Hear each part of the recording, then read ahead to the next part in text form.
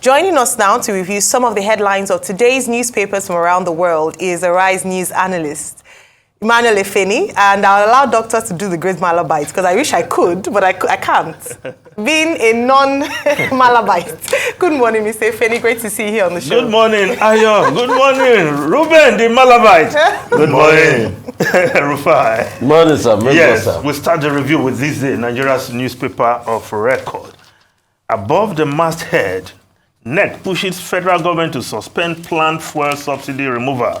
Proposes supplementary budget amendment to PIA Nasima petrol subsidy removal without operation of local refineries will hurt businesses, shut down SMEs. Yes, the National Economic Council yesterday coming up with this postponement of the removal of fuel subsidy, which many thought would just be the next thing to happen after the new president takes office come May 29, 2023. But this government has decided to kick the can once again. And this time around, saying that, of course, they are shelving it until all preparatory plans with various segments of government, including states, and the incoming administration are concluded.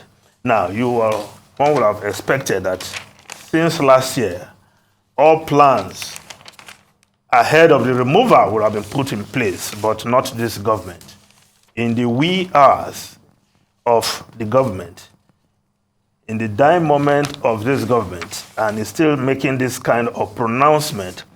But now you ask, what will happen to the promises made by Asiwaju Bola Ahmed Tinubu to Nigerians while he was campaigning, that there is no going back on fuel subsidy removal, or his statement that no matter how long you protest, I will remove subsidy?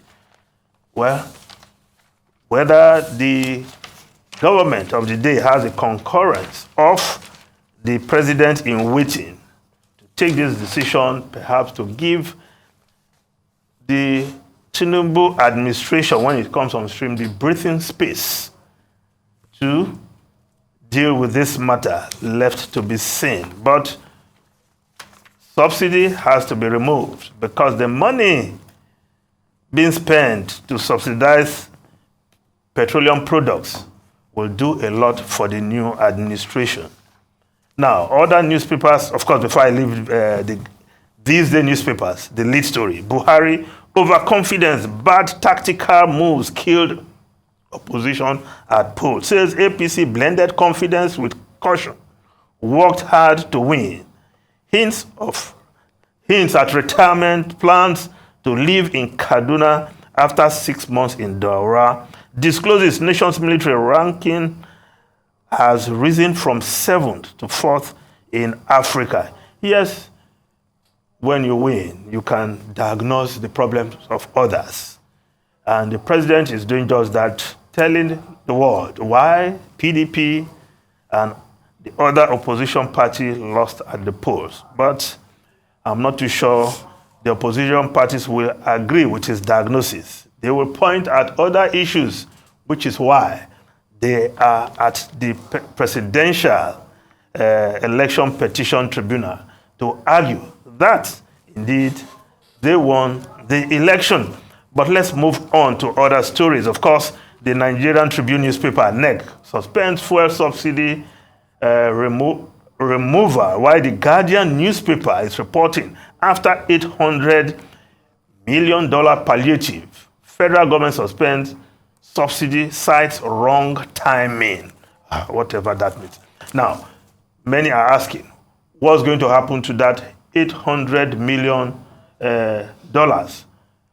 already secured from the World Bank? We hope that money is secured for the next administration.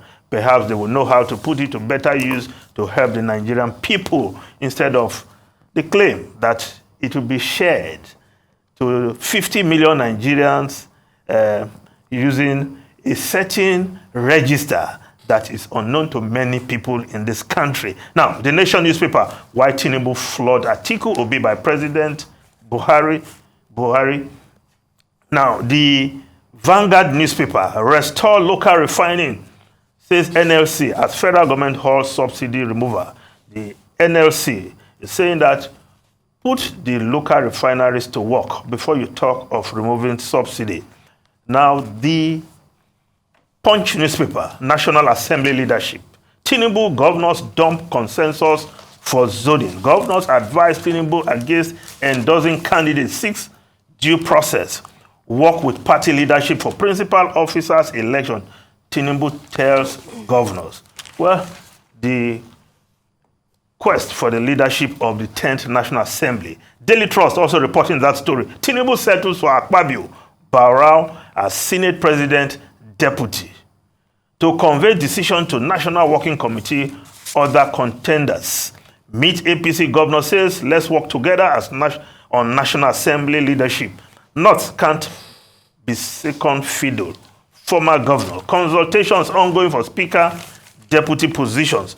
But the Daily Sun newspaper is reporting something else concerning the leadership. Senate presidency race, Tinubu reject APC National Working Committee push for South-South.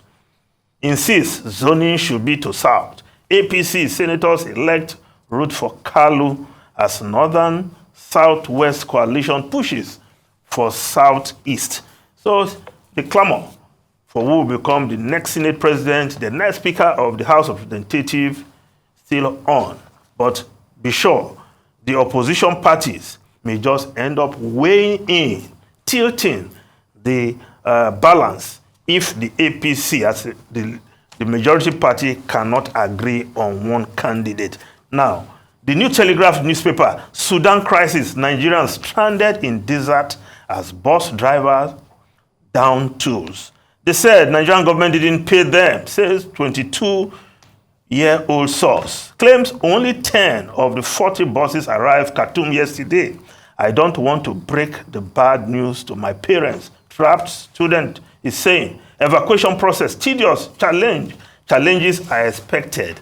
Dabiri says first batch of victims will arrive Nigeria today. That video of Nigerian students being ferried in that bus, stranded in the desert, not a good one for the government, for the people of Nigeria, that we cannot do things properly, somebody not paid, or what is the problem? But I'm sure we need some clarity on that as the process of evacuating Nigerians stranded in Sudan continues. Now, the Daily Telegraph newspaper, my place in coronation proves king embraces diversity. Benjamin praises role in event as monarch names an eclectic and diverse procession. Yes, Baroness Benjamin will carry part of the ceremonial regalia in the coronation procession during the coronation of King Charles. And of course, she's saying that the message is clear.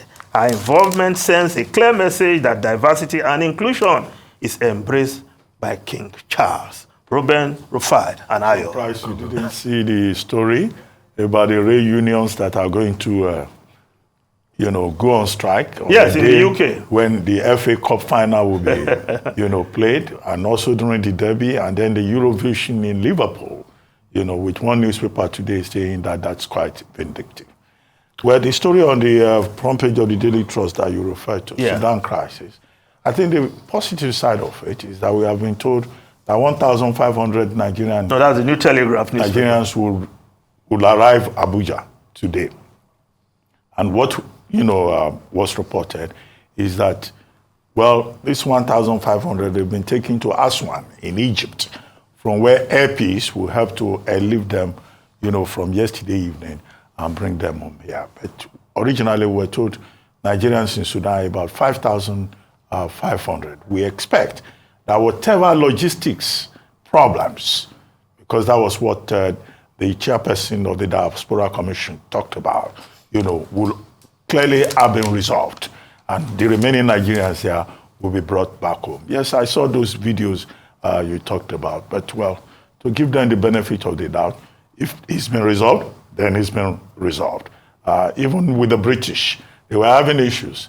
They refused to evacuate NHS doctors who do not have British nationality. And they said, if you have visa, no, we're not evacuating you. You have to be a British national for you to be evacuated. And some people are saying, if they're good enough to work in the NHS, why won't you evacuate them? So it's not as straightforward, just to balance the story. Thank you very much, Emmanuel Efeni.